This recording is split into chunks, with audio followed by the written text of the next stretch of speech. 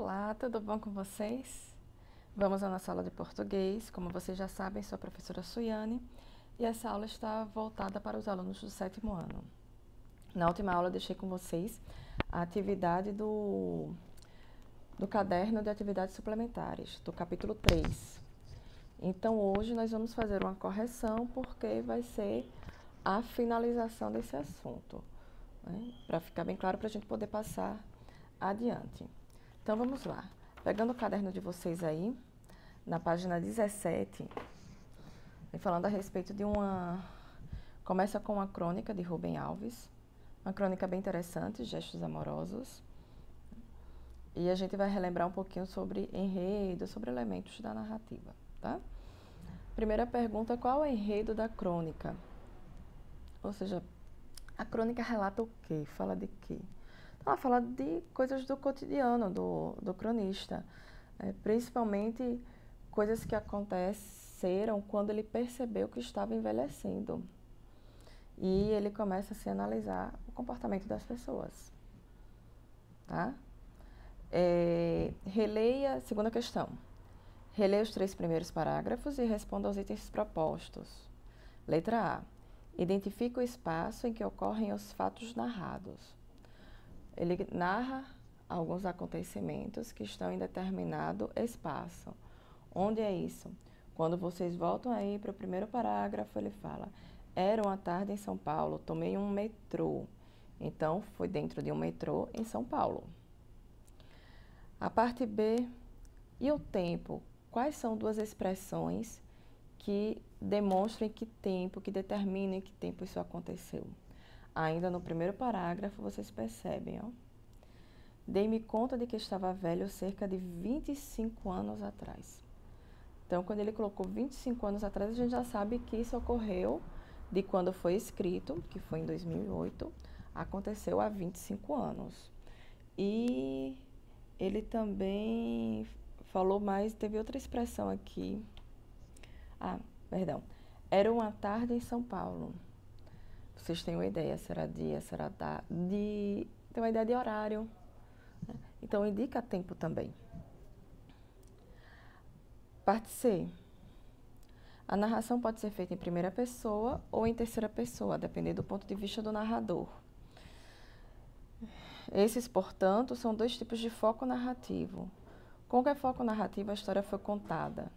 Primeira pessoa.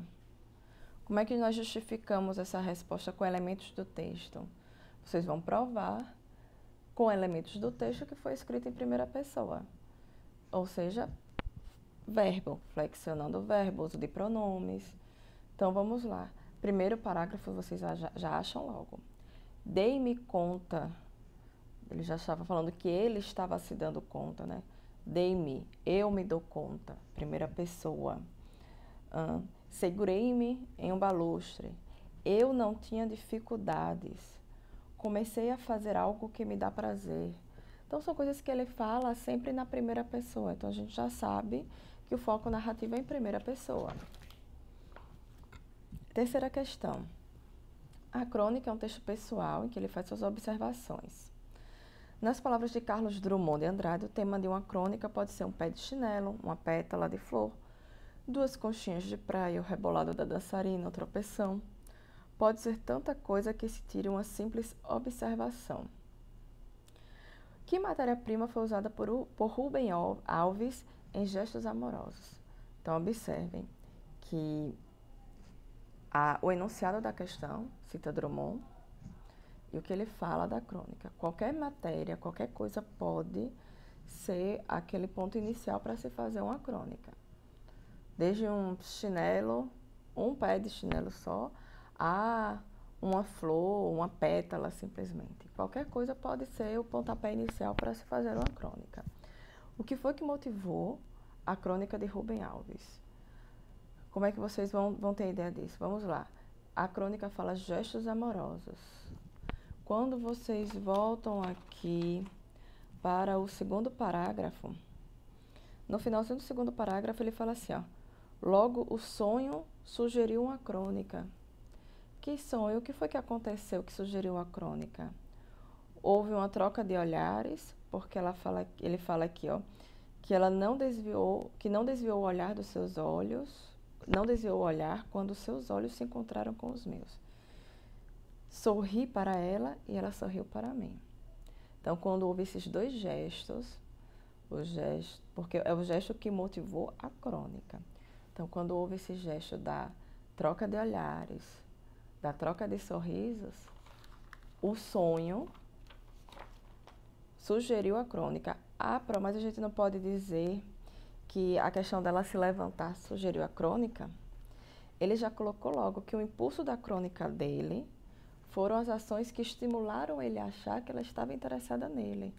É tanto que a crônica que ele pensou foi: o professor da Unicamp se encontra no vagão de metrô com uma jovem que seria o amor da vida dele. Então, isso já deu início a ele querer fazer uma crônica. Então, a matéria-prima foi a questão do sorriso e do olhar, e a troca de olhar. Em que passagem do texto, letra B, viu? O cronista concorda com a opinião de Drummond. A gente percebe aqui no iniciozinho do segundo parágrafo. Muitas crônicas já foram escritas provocadas por um rosto, até mesmo o nosso refletido no espelho. Ele concorda com o que Drummond falou, que qualquer coisa pode motivar, pode ser um impulso para inspirar uma crônica. Quarta questão. Releia o terceiro parágrafo do texto. Parte A. Primeiro, o cronista considera a atitude da jovem um gesto amoroso, em seguida, uma maldita delicadeza. O que o levou a esse pensamento contraditório? Porque quando ela estava olhando para ele, sorrindo, ele achou que era amor, ele achou que ela estava encantada com ele. Então, ele achou que ela tinha um interesse por ele. No entanto, quando ela transformou isso em delicadeza, em gentileza e cedeu lugar para ele percebeu que não era isso. Que ela estava sendo gentil com ele por conta da idade. Para ele, aquilo ali foi decepcionante. E isso acontece, viu? Na prática, acontece. Parte B. Observe que no segundo parágrafo, o cronista descreve uma troca de olhares e sorrisos. Transcreva do terceiro parágrafo a frase que comprova a dor causada pela decepção do cronista.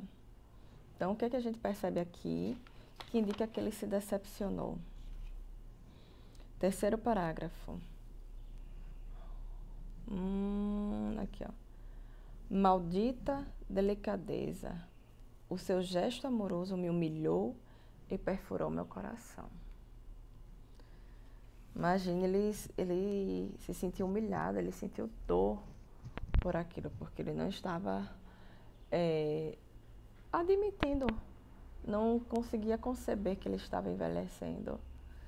E se sentiu frustrado realmente, porque ele achou que era o interesse dela por ele. Agora nós vamos entrar nas questões que vão revisar os predicados e também sujeito. Quinta questão. Relembrando que você tem estudado sobre os tipos de predicado, assinale o trecho a seguir em que há um verbo de ligação. Vamos lá. Parte A, qual é o verbo? Humilhou, perfurou.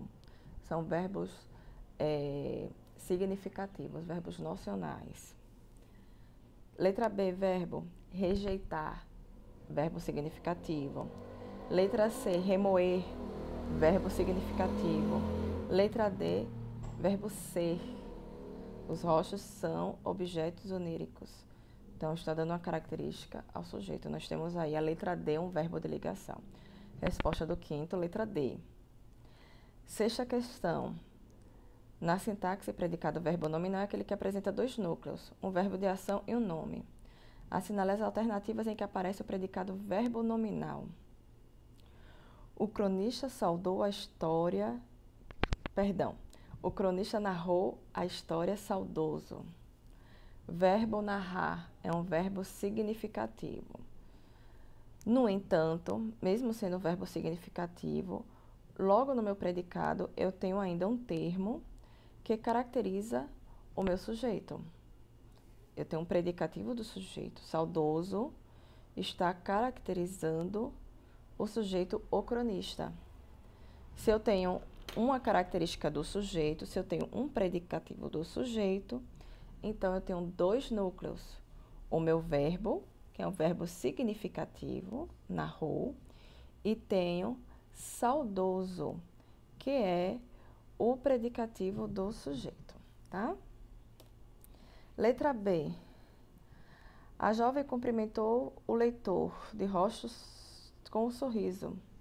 Cumprimentar, verbo significativo. Letra C. Após a chamada da melhor idade na sala de embarque, ele esperou sossegado. O próximo anúncio, olha aqui, ó. Esperar. Esperar é um verbo significativo, mas aqui diz que ele esperou sossegado. Se a gente colocar só ele esperou o próximo anúncio, nós entenderíamos. Mas aqui ele deu uma característica ao sujeito, ele. Ele esperou o próximo anúncio e ele estava sossegado. Ele tinha essa característica de estar sossegado. Então, eu tenho um verbo aqui significativo, esperar, e tenho o sossegado, que caracteriza o meu sujeito. Então, eu tenho mais uma vez um predicado verbo nominal. Os jovens brasileiros desconhecem os direitos dos idosos. Desconhecer, verbo significativo. Cada idade é um desafio, verbo ser, verbo de ligação. Então, tem um predicado verbal e predicado nominal, respectivamente, nas letras D e E. Resposta da sexta questão, predicado verbo nominal nas questões A e C. Sétima questão. Identifique no texto a seguir uma oração com predicado verbo nominal e transcreva. Então, vamos lá, vamos começar a identificar os verbos. Primeiro verbo, retrata. Rubem Alves geralmente retrata temáticas simples. Predicado verbal, só tem um verbo significativo aqui. Os seus leitores leem as crônicas encantados, ó, um adjetivo. Esse adjetivo está dando característica ao sujeito dessa oração. Os leitores, os seus leitores. Então, eu tenho um verbo significativo, o verbo ler. Os seus leitores leem as crônicas e eu tenho uma característica do sujeito, que é encantados. Então, eu tenho aqui um predicado verbo nominal nessa oração. Os seus leitores leem as crônicas encantados. E os núcleos, como eu já falei, leem encantados. Oitava, nas orações a seguir, escreva V para predicado verbal, N para nominal e VN para verbo nominal. O autor levantou-se perturbado. Levantar é um verbo significativo, perturbado, um adjetivo que dá característica ao meu substantivo, ao meu sujeito, perdão. Então, nós temos um predicado verbo nominal. Letra B, o metrô estava cheio. Verbo de ligação, estar. Predicativo do sujeito, cheio. Então, nós temos um predicado nominal.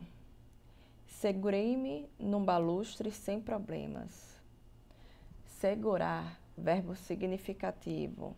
Não existe nada que dê uma característica, não temos um predicativo aqui do sujeito, então temos só um predicado verbal. Letra D. Logo o sonho sugeriu uma crônica. O sonho sugeriu, sugerir, verbo significativo, predicado verbal. O cronista sempre caminha atento. Esse caminhar, a ação de caminhar, é um verbo significativo, no entanto, eu tenho uma característica, um adjetivo que caracteriza o meu sujeito, que é atento. Então, eu tenho aí dois núcleos e um predicado verbo nominal. Só para ficar claro, ficou assim. VN, N, V, V e VN.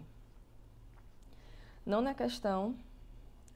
O cronista permaneceu feliz. Vamos classificar, com base nesse exemplo aqui, os elementos da oração. Então, nós vamos classificar o tipo de sujeito, o tipo de verbo, o tipo de predicado, e se existe predicativo ou não. Letra A. Chegou um jovem casal amigo. Vamos identificar o verbo. Chegou. Chegar é um verbo de significado, é um verbo nocional. Então, eu tenho aqui um verbo significativo. Quem chegou? Um jovem casal amigo. Então, esse jovem casal é o meu sujeito, ou seja, é um sujeito simples, porque é o casal. Eu tenho um núcleo somente. E se eu tenho um verbo significativo, eu tenho um predicado verbal. Letra B, mesmo processo. Vamos começar identificando o verbo. Os dois pareciam apaixonados. Pareciam. Esse parecer aqui, eu estou falando de similaridade, eu estou falando de um estado deles. Estou falando do estado, né? Que eles estavam apaixonados. Então, eu tenho aqui um verbo de ligação. Se eu tenho um verbo de ligação, quem é que parecia alguma coisa? Os dois. Então, eu tenho aqui um sujeito simples, porque eu tenho um núcleo somente. Temos também um adjetivo que caracteriza esse casal, que caracteriza os dois, que é apaixonados. Então, eu tenho um predicativo do sujeito. Portanto, meu predicado é nominal. Letra C. Os jovens e os idosos andam estressados. Vamos lá, identificar o verbo. Andam. Quem é que anda? Quem é que nós estamos falando aqui que anda? Os jovens e os idosos. Então, neste caso, eu tenho dois núcleos, jovens e idosos. Se eu tenho dois núcleos, eu tenho um sujeito composto. Esse verbo de andar estressado não é a forma que eles andam. É diferente de, se eu falasse, eles andam apressados. Eu estaria indicando a forma que eles estão andando. Mas eles andam estressados, eu estou indicando estado, como é que eles estão. Então, eu tenho um verbo de ligação. Se eu tenho um verbo de ligação, eu tenho um adjetivo que caracteriza o meu sujeito, que é o predicativo do sujeito.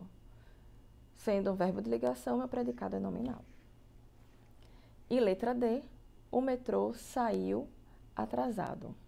Verbo sair. Quem saiu? O metrô, então eu tenho um sujeito simples. Meu verbo é um verbo significativo, sair é um verbo que indica a ação. Mas, mesmo sendo um verbo significativo, eu tenho um adjetivo que caracteriza o meu sujeito, que é atrasado. Então, eu tenho um predicativo do sujeito. Se eu tenho um verbo de significado, um verbo nocional, e tenho um predicativo do sujeito, eu tenho um predicado verbo nominal, porque eu vou ter dois núcleos, o verbo e o nome. E a 10ª questão, para encerrar, as duas orações a seguir têm sujeito comum. Transforme-as em uma única oração, com predicado verbo nominal. O cronista e a garota do metrô olharam-se. O cronista e a garota do metrô estavam admirados. Aí a gente lembra daquela regrinha que eu falei, daquela sugestão que eu dei, né? Explicando essa questão do predicativo verbo nominal. Quando a gente pode separar para ter essa ideia, para ter essa certeza de que o verbo é de ligação, que eles cometeram, fizeram dissertação e estavam com determinada característica, nesse caso admirados.